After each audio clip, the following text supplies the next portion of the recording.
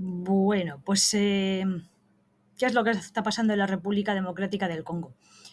En los últimos días las noticias básicamente eran de se está liando en el Congo, pero inicialmente tampoco se sabía demasiado bien qué es lo que estaba pasando, porque es uno de estos conflictos prolongados a lo largo del tiempo que si no están peleando por un motivo, pues están peleando por el otro, hay disturbios con relativa frecuencia, etcétera. Pero hay una zona que es de especial interés, que es la zona de noreste, al norte del lago Kivu y que está que es limítrofe con Ruanda.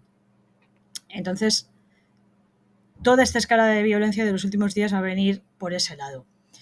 El martes por la tarde comienzan a llegar noticias de que se han desatado una serie de disturbios en la capital, en Kinshasa, con agresiones, violaciones, muertes, barricadas, incendios, columnas de humo y mucha violencia callejera, que ya además, y aquí ya es un poco cuando saltaron todas las alarmas, cuando las cosas nos tocan de cerca, porque también incluyó el asalto a varias embajadas occidentales, como pueden ser, por ejemplo, pues algunas tan sensibles o tan relevantes como la propia embajada francesa, la propia embajada belga, ambos países con muchos intereses en el país, la embajada británica, la embajada holandesa, incluso la estadounidense, y además varias embajadas africanas. Entonces, bueno, las noticias que iban llegando eran totalmente estremecedoras de la violencia en las calles, etcétera. Y creo que es interesante, pues bueno, analizar al menos tres aspectos. Primero, ¿cuál ha sido el detonante de estas protestas? El detonante ha sido la toma de control de la ciudad de Goma, que es la capital de Kivu Norte, por parte de un grupo llamado M23, porque se fundó el 23 de marzo de 2012 en el marco de unos acuerdos de paz que finalmente no funcionaron. Entonces, esta capital ha sido tomada por el M23 con ayuda o con apoyo, se calcula que de entre 3.000 y 4.000 soldados ruandeses. Esto ya no es a plantearnos, ¿y los ruandeses qué hacen aquí? Todo esto frente a las Fuerzas Armadas de la propia República Democrática del Congo, apoyadas por distintas milicias, apoyadas por contractors, no sé exactamente si es alguna PMC en concreto, contractors rumanos, de Rumanía, y el contingente internacional de MONUSCO, de la Operación de Estabilización de Naciones Unidas.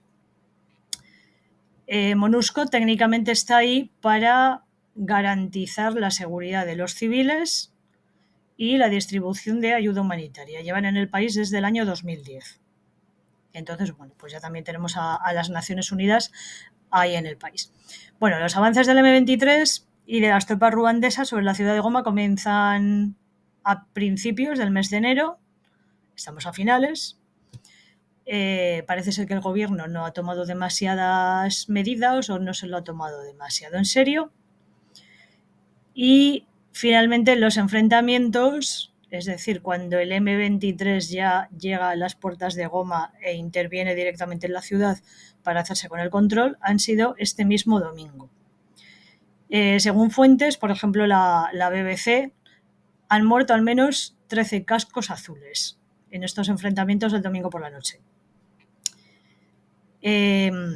Cuando estallan los disturbios, etcétera, me pilló en la facultad, estaba hablando con unos compañeros y ayer cuando me encuentro con estos mismos compañeros me preguntan cómo estaban las cosas. Entonces mi respuesta fue, pues está todo fatal, todavía peor. Y uno de ellos me dijo, pues fíjate que estuve viendo las noticias a ver si decían algo y en las noticias no ha salido absolutamente nada publicado. Claro, que asesinen a 13 cascos azules es algo que debería de ser relativamente mediático. Bueno, pues aquí va el comentario políticamente incorrecto. Si los medios de comunicación no han puesto el grito en el cielo es porque estos 13 cascos azules, 9 de ellos eran sudafricanos, otros 3 eran de Malawi y el 13º era de nacionalidad uruguaya. Cada cual que saque sus conclusiones o haga su valoración. Bueno, horas después, el M23 controlaba la ciudad, especialmente controlaba la infraestructura crítica clave, que es el aeropuerto internacional. Luego, en un momento, vemos por qué además el aeropuerto internacional tiene todavía más relevancia. Y ayer, por ejemplo, ya también se reportó que varias delegaciones o varias misiones dentro de MONUSCO de distintos países se habían rendido, y que de todos estos contratos rumanos que había desplegado o que habían desplegado en la zona en apoyo del gobierno, pues habían sido evacuados, se calcula que unos 800 a Ruanda para ser repatriados desde allí, o lo que hagan con ellos. Bueno, ¿quiénes son estos señores del M23? Pues el M23, como decía, es una milicia que aparece en el año 2012, pero para entender qué es el M23 necesitamos tener un pequeño contexto regional / local. Goma, decíamos que es la capital de la provincia de Kivu Norte. Goma tiene 2 millones de habitantes aproximadamente, de los cuales 1 millón también aproximadamente son refugiados o desplazados de los distintos conflictos que ha habido en la zona, con un punto de inflexión muy importante en el genocidio de Ruanda, en el año 94. La ciudad está justo al norte del lago Kivu y está a escasos kilómetros de la frontera con Ruanda. Es decir, está relativamente alejada o bastante alejada de Kinshasa. Además, el grupo étnico mayoritario en esta zona son tutsis, que tras el genocidio de Ruanda también gobiernan en este país, después de pues todos los problemas, la masacre que hubo por parte de los hutus, etc. Pero además es que los tutsis son vistos con bastante reticencia por el gobierno de Kinshasa, por el gobierno de la República Democrática del Congo. Esto hay una serie de teorías muy interesantes relacionadas con el supremacismo de algunas razas negras sobre otras, y bueno, pues los tutsis parece ser que se les considera un poco como negros de segunda. Igual que los arios consideran a los mediterráneos blancos de segunda, pues sería un poco la analogía. Sin embargo, el hecho de que en Ruanda haya una mayoría tutsi y en la zona de Kivu también la haya, ha permitido que esta zona, que además está alejada del gobierno de Kinshasa, tenga un alto grado de porosidad fronteriza, es decir, sea una frontera que sea relativamente sencilla de cruzar para distintos motivos o para distintos usos. Entonces el M23, apoyado por Ruanda, comienza a controlar esta región, comienza a establecer una oposición contra el gobierno, entre comillas, central, y además esto se va a ver facilitado pues, por la propia configuración de la República Democrática del Congo. Es una república enorme que, salvo las capitales, las principales ciudades, quiero decir, la propia Kinshasa, ciudades como Goma, etc., es un territorio pobre en cuanto a nivel de desarrollo, que ahora veremos que no es pobre en absoluto, pobre en cuanto a nivel de desarrollo.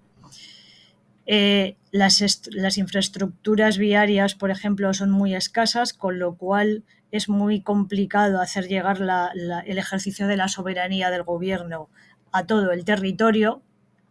Tampoco es que el gobierno sean instituciones sólidas como las que podemos tener en países europeos, porque están fraccionadas en distintos clanes, en distintas etnias, etc. Con lo cual, pues el hecho es que la soberanía del gobierno central, tal y como se entiende en la ciencia política occidental, no llega a la zona del norte de Kivu. Si a eso le unimos que el M23 en muchos casos son excombatientes de distintos conflictos y que además tiene el apoyo de Ruanda, pues evidentemente el M23 ha ido controlando territorio de 2012 en adelante, estableciendo un poder paralelo en toda esta región. Y aquí viene el siguiente elemento. Es que además Kivu es una de las zonas más ricas del mundo en minerales. Y no cualquier tipo de mineral. Fundamentalmente podemos hablar de coltán, y ahora volveré con ello, coltán, tantalio, wolframio, tungsteno, que son minerales que se utilizan para hacer aparatitos como este, oro y diamantes. Claro, cuando hablamos de diamantes seguro que nos suena mucho la intervención de las PMCs en Liberia y en Sierra Leona. Pero como os digo, todos los minerales, aparte del oro y de los diamantes que acabo de mencionar, pues se utilizan o son elementos clave para la fabricación de microchips, para la fabricación de baterías, de circuitos, etc. Bueno, pues resulta que las minas de coltán de la República Democrática del Congo, que se hallan en su mayoría en Kivu Norte, son las mayores del mundo. Son las mayores reservas de coltán del mundo. Pero paradójicamente, y recordemos el tema de la frontera porosa, el principal exportador de coltán del mundo no es la República Democrática del Congo, es Ruanda. ¿Cómo explicamos esto? Pues a través de la presencia de minería ilegal, en muchos casos en régimen de semiesclavitud, de explotación de la población local, etcétera, facilitada por el M23, y del contrabando a través de la frontera porosa con Ruanda, que es la principal distribuidora y que utiliza parte de estas ganancias para financiar y mantener al M23 y consolidar su acceso a las minas de coltán de la República Democrática del Congo.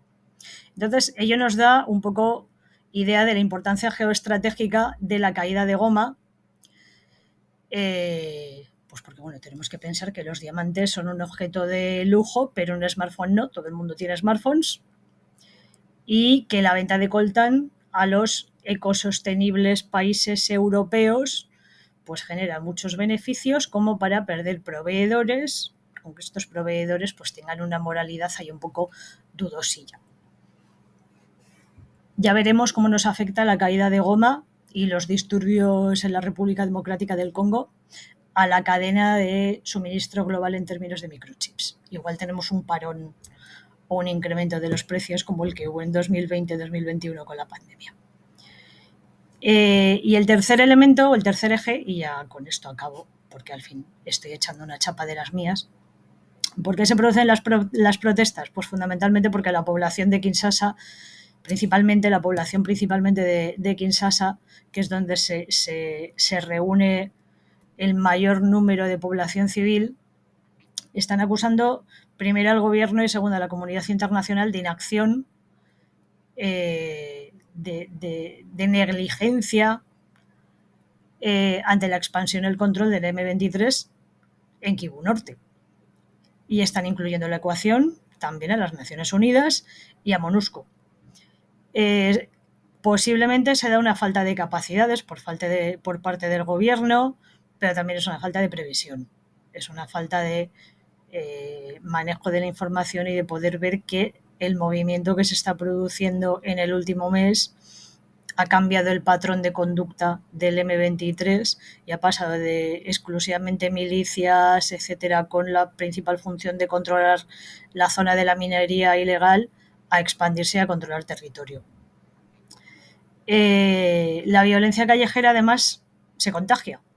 Es una de las características de las dinámicas de masas y de la psicología de masas. El anonimato que la masa ejerce produce un efecto de desinhibición que rompe el control del propio individuo en cuanto a su comportamiento, y una multitud, pues va a derivar fácilmente en una turba violenta simplemente con que algunos de sus miembros comiencen a utilizar la violencia. Y además esto es algo muy común en los estados de toda esta zona de África Central.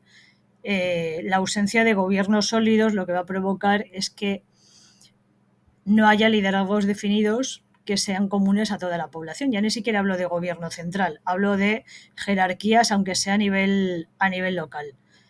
La ausencia de estructuras jerárquicas, como sucede con el M23, lo que va a provocar es que, igual que la violencia del M23 es una violencia con objetivos mucho más controlada, mucho más definida, sea violencia por parte del M23 o por parte de Ruanda controlando al M23. en este sentido me da igual. Pero los disturbios, al carecer de una cadena de mando, al carecer de una estructura jerárquica, etcétera, tienen un componente muchísimo más imprevisible. Y esto en lo que puede derivar es en el riesgo de matanzas, que pueden ser más o menos sistemáticas, con unos objetivos más o menos claros, asaltos como los que se han producido a las embajadas, muertes dentro o implicadas dentro de estos asaltos, etcétera.